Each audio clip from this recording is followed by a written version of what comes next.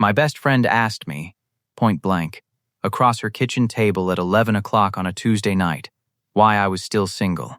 And I'd had 2 beers and a long week and 12 years of practice at not answering that question, and for some reason on that particular Tuesday, all 12 years of practice failed me at once. And I said, because of you. And Casey, who I have known since we were 9, who I have watched laugh 10,000 times, who I once held up at her father's funeral, who I thought I knew every expression of, did a thing I had never seen her do in 25 years. She blushed. Not embarrassed blushed. Not the way you go red when someone teases you. This was something else. Something that started at her collarbone and climbed. And she looked down at the table fast, and put her hand over her mouth and didn't say anything for what felt like a year. And in that silence I understood 2 things at the same time. The first was that I had just said the truest thing I'd said in a decade out loud, by accident, at a kitchen table. The second was that she'd known what I meant. Instantly, no, what do you mean? No, ha, very funny. She'd heard because of you and gone red to her ears, which meant the words had landed somewhere that was already there to catch them. I'm getting ahead of myself.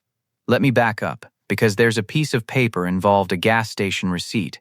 Of all things, 17 years old, soft as cloth at the folds, and you need to know about the piece of paper. And you need to know about the 10 years of setups, and you need to know about a foot race when we were 9, or none of this lands the way it actually landed. The blush at that kitchen table was the end of a very long story, not the start of one. I just didn't understand, until that night, how long the story had been running. Or that I'd been reading my half of it alone the whole time while she read hers, 2 people in the same book, never once comparing pages. My name's Danny. I'm 34 years old. I do finish carpentry, built-ins, cabinets, the trim work that makes a house look like somebody loved it. I'm good with my hands and bad with my mouth, which is going to be a recurring theme. And Casey has been my best friend since the 4th grade, since she moved in 2 streets over and beat me at a foot race in front of everyone and then helped me up off the asphalt, which is honestly the whole relationship in one image, now that I say it out loud. We grew up together. Not in a sappy movie way, in a real way. The way where you've seen each other through braces and bad haircuts and worse boyfriends and girlfriends. Her mom fed me dinner half the nights of high school because my house wasn't somewhere you wanted to be in those years, and Casey never once made it a big thing. She'd just say Mom made extra even when I knew Mom hadn't, and set a 3rd plate. I taught her to drive in that same dying Buick, in the empty lot behind the grocery store, and she taught me to dance for our junior prom because I'd been too proud to admit I couldn't. In her living room with the furniture pushed back, both of us laughing so hard her dad came down to see what was wrong. I know the exact sound of her car in a parking lot. I know she pretends to hate her birthday and secretly loves a fuss. I know which of her laughs is real and which one she does to be polite. And I have spent 25 years living for the real one. We were the kind of friends people don't quite believe is only friends. Her dates would get jealous. My dates would get jealous. Everybody on the outside could see the shape of the thing before we could. And for 25 years we'd both insisted, loudly, that it was only friends. And we'd both been lying. And neither of us knew the other one was lying, which is the most human and most ridiculous thing I know. Here's the piece of paper. When we were 17, the summer before everything started splitting people off to different colleges and cities, Casey and I were sitting on the hood of my first car, a Buick that ran on prayer, eating gas station ice cream and being sad in the specific way you're sad at 17 when you can feel that the easy part of your life is ending. And we got to talking about the future, the way you do, all bravado and fear, and she said something like, what if we both just never find anybody? What if we're both just bad at it forever? And I said, joking, then we marry each other, obviously deal. And she laughed and said, deal, if we're both single at 30, you have to marry me, those are the rules. And I said, 30's old, make it 35, give me time to peak. And she laughed harder and said, fine, 35. And then, and this is the part she made me write it down, because that's Casey. She didn't trust a verbal deal. She dug a receipt out of the glove box in a pen, and she wrote, in her round 17-year-old handwriting, if Danny and Casey are both single at 35. They have to marry each other. No backing out. And she signed it, and made me sign it, and she folded it up and I assumed threw it away. Because it was a joke, because we were 17 and being dumb on the hood of a dying Buick. I did not throw it away. I want to be honest with you about how far gone I already was at 17, sitting on the hood of that car next to her in the dark. Both of us sticky with melted ice cream, her shoulder an inch from mine. When she handed me the pen and made me sign, our hands touched, and I felt it go all the way up my arm, and I remember thinking, very clearly, for the first time in plain words, oh no. Oh no. This is a problem. I am in trouble with this girl, and I am going to be in trouble with her for the rest of my life. So when she folded the receipt up, I asked if I could keep it, played it like a joke. I want it in writing. You'll try to weasel out, and she laughed and gave it to me. And I took that receipt and I kept it in a shoebox of things I keep. And it has moved with me to 6 different apartments over 17 years. I have taken it out and looked at it more times than I will admit to a stranger on the internet. On bad nights. On nights a date didn't work and I knew exactly why it didn't work and couldn't say so. I'd take out the receipt and read the joke and do the math. Same as it turned out she was doing. Both of us alone in separate apartments running the same private arithmetic. I never told her. You don't tell your best friend you kept the joke marriage pact for 17 years. That's not a thing you can take back once it's said. So I never said it. For 17 years I never said it. So, the setups. About 10 years ago, Casey appointed herself the manager of my love life. It started innocent. She had a coworker named Beth she thought I'd like. Did I want her number? And I went on the date, and Beth was genuinely lovely, and it didn't go anywhere, and Casey said, too bad. She was great, you're too picky. And then she had another one. And another. For 10 years, Casey has been finding me women.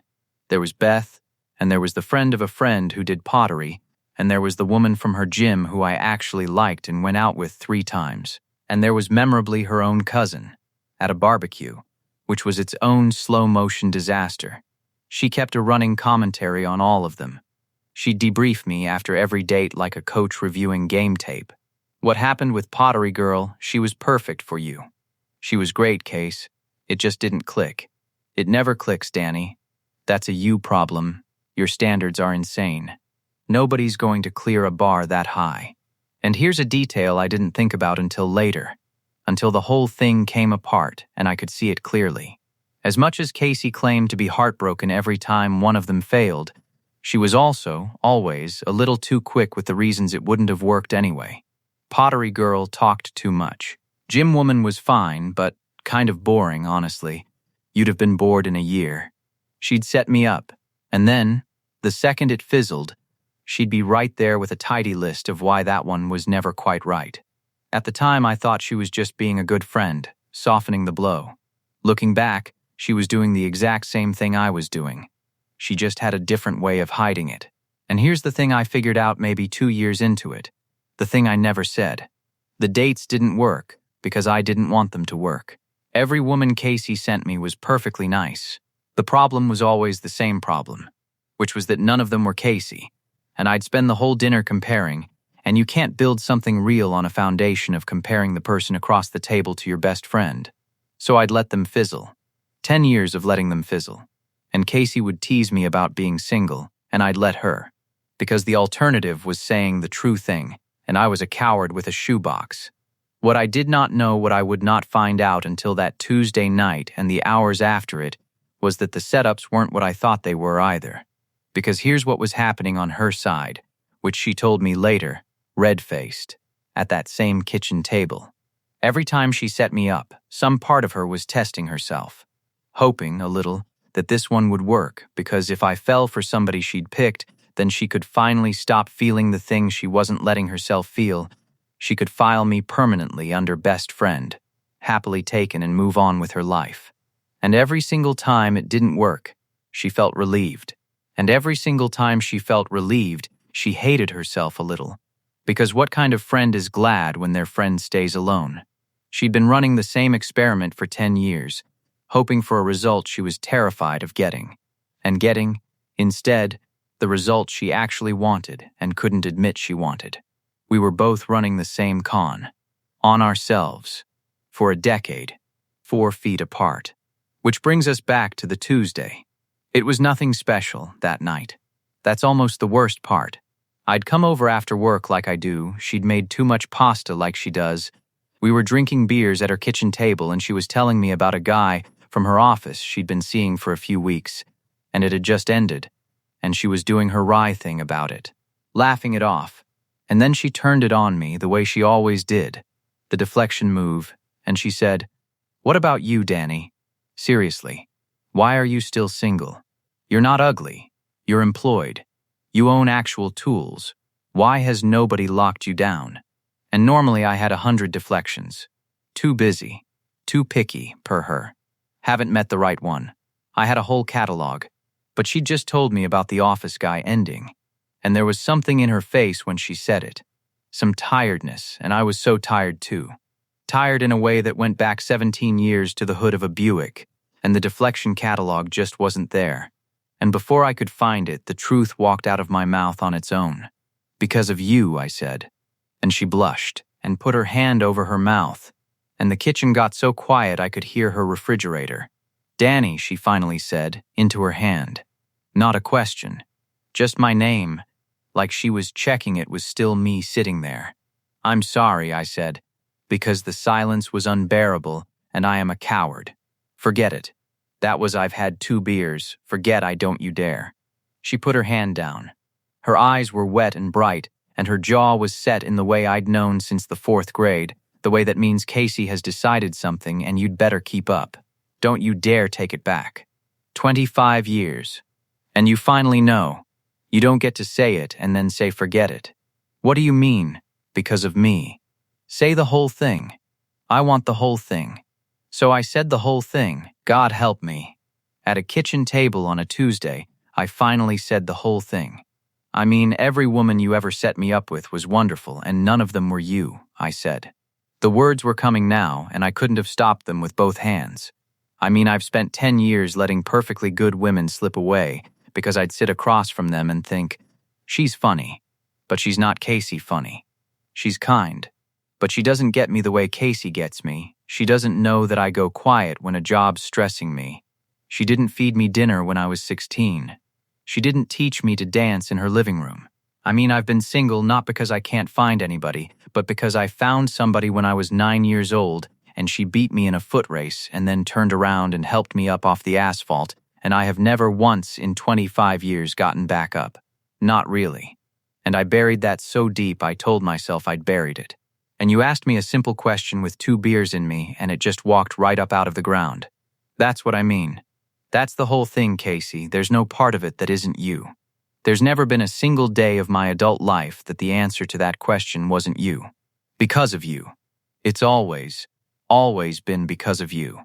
For a long moment she just looked at me, tears running down without her wiping them, like she'd forgotten they were there. 25 years of friendship, and I had no idea what she was going to do. Which is a strange thing to be able to say about the person you know best in the world. Casey was crying now, openly, and she stood up from the table.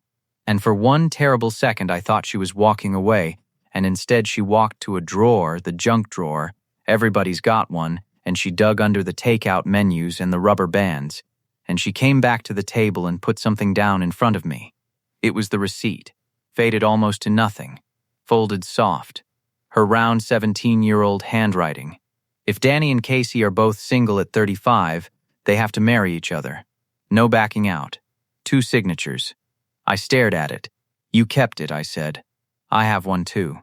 I've had one in a shoebox for 17 years. I thought you threw yours, you kept yours?" She laughed, wet, halfway to a sob. "You kept yours. Of course you did. Danny," she pressed her fingers to her eyes. "I look at this thing every year on my birthday. Every year. I take it out and I do the math and I think, okay, still single, the pact still technically alive, and I hate myself for how much that in this year." She stopped. "Danny, I turned 35 in 3 weeks." The room tilted a little. 3 weeks, she said. "And I've been single since the office guy, which is now, tonight. And you've been single this whole time apparently on purpose, and the stupid joke we made on the hood of your terrible car at 17 is about to come due, and I have been so scared of it and so I didn't know if you remembered. I didn't know if it meant anything to you, or if I was the only insane person carrying a gas station receipt around for 17 years like a look at the back, I said. She frowned. What? Mine's got something on the back. I always wondered if yours did too. I never asked, because asking meant admitting I kept it. Look at the back of yours. She turned the receipt over, and she went still. Because here's the thing I hadn't known. The thing that broke the whole night open. On the hood of that Buick, 17 years ago, after she'd made me sign it while I was looking somewhere else, Casey had written one more line on the back, in smaller letters, the line she'd never shown me, that I'd only found years later on my own copy when I finally turned it over in some lonely apartment, except mine didn't have it, because she'd only written it on the one she kept, the one she thought I'd never see. It said, in 17-year-old handwriting going shy at the edges, I hope it's not really a joke. She'd written that, at 17, and folded it away, and carried it for 17 years, the same as I'd carried mine, both of us hauling the same impossible hope to 6 different apartments, neither one brave enough to turn the paper over in front of the other. You wrote that when we were 17, I said. I wrote that when we were 17, she said. I meant it when we were 17. I've meant it every year since. I just never, Danny. How do you tell your best friend, the one person you can't afford to lose, that you've been a little bit in love with them since before you knew what that was? You don't. You set them up with your coworkers and you pray it takes so you can stop feeling it. And it never takes. And you tell yourself you're relieved for friend reasons. And you carry a receipt around for 17 years and write, I hope it's not really a joke on the back where they'll never see it. I reached across the table and I took her hand, which I had held 1,000 times, at funerals and in hospital waiting rooms and crossing icy parking lots, and which I had never once held like this. It was never really a joke, I said. Not for me. I knew it wasn't a joke when I was 17 and I kept the paper. I just thought it was a joke for you. That's the only reason I never said anything in 25 years. I was so sure I was the only one. We're both idiots, she said. We're both idiots, I agreed. I'm not going to tell you we got married 3 weeks later on her 35th birthday to honor the pact. Because we're not in a movie, and that would have been insane, and Casey, for all her romance, is too practical to marry someone on a deadline written on a receipt.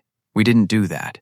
What we did was sit at that kitchen table until almost 3 in the morning, both of us wrecked and laughing and crying, finally saying the things we'd each been carrying alone for half our lives.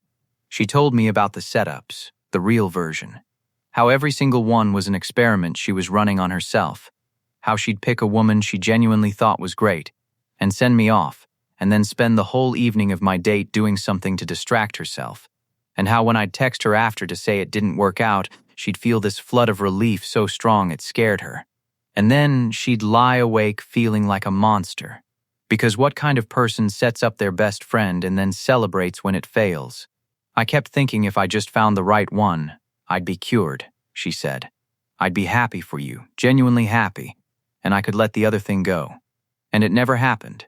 10 years. 10 years of hoping you'd fall for somebody else so I could stop being in love with you, and being secretly thrilled every time you didn't, and hating myself for it the whole time. And I told her my side. The comparing.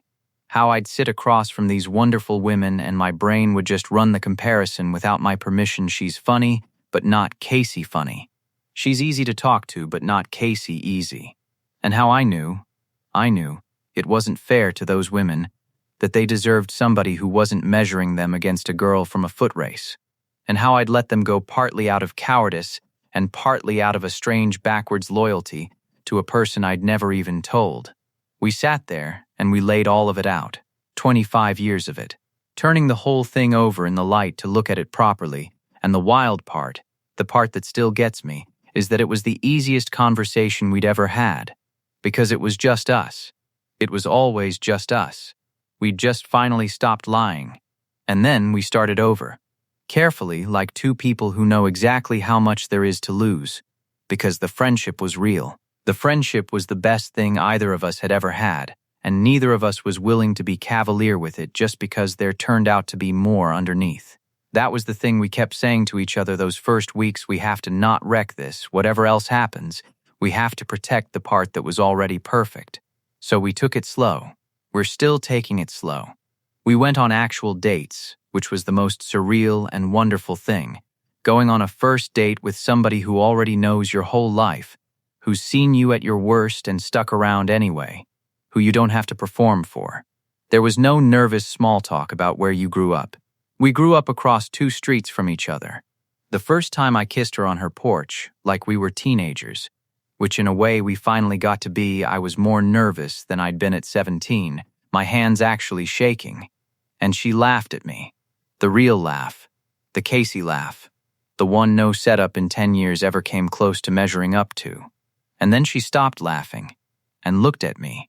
And that was the end of the part of the story where we were just friends, and the beginning of the part we should have started a decade ago. She did turn 35 3 weeks later. We didn't get married, but I did give her something for her birthday. I'd had it framed. Both receipts side by side, hers and mine, 17 years apart and finally in the same frame. The front with the joke we made on the hood of a dying Buick, and the back of hers with the line she wrote when she was 17 and thought no one would ever read it. She cried when she opened it, the good kind, and then she punched me in the arm for making her cry, which is the most Casey response there is. It hangs in what is now our kitchen, because I moved in this spring, and the shoebox with 17 years of evidence finally got unpacked all the way and put where it belongs, which is out in the open, on a wall, in the light. So here's what I'd ask you, since you stuck with me this long. Is there a receipt in your life? Not literally, maybe, but somebody you made a joke with once that wasn't really a joke. Somebody you've been comparing everyone else to without admitting it. Somebody you've kept in a shoebox, in some form, for years, too scared to turn the paper over in front of them, because turning it over means they might see what you wrote on the back. Because I did that for 17 years. I was so certain I was the only one carrying it that I never once checked whether she was carrying it too, and she was, the whole time, 4 feet away, just as scared. Just as sure she was the only one. If somebody came to mind, and I have a feeling somebody came to mind, tell me about them in the comments. Tell me about your receipt. You don't have to do anything tonight. But maybe, sometime, find a Tuesday and 2 beers and the courage I didn't have for 17 years, and just say the true thing, and see if they blush. They might be carrying the same paper. They might have written something on the back you've never seen, years ago, and folded it away, and been waiting just as long as you have for someone brave enough to turn it over. Casey beat me in a foot race when we were 9 and helped me up off the asphalt, and it took me 25 years to understand that I never actually got back up. I just stayed down there, reaching for her hand, calling it friendship because the other word was too big to say. It's not too big anymore. I say it all the time now. She makes fun of me for it. The receipt's on the wall. We both stopped pretending. Turns out we were never both single by accident. We were just waiting for one of us to finally turn the paper over. It was me. After 17 years, it was me. I'm so glad it was me.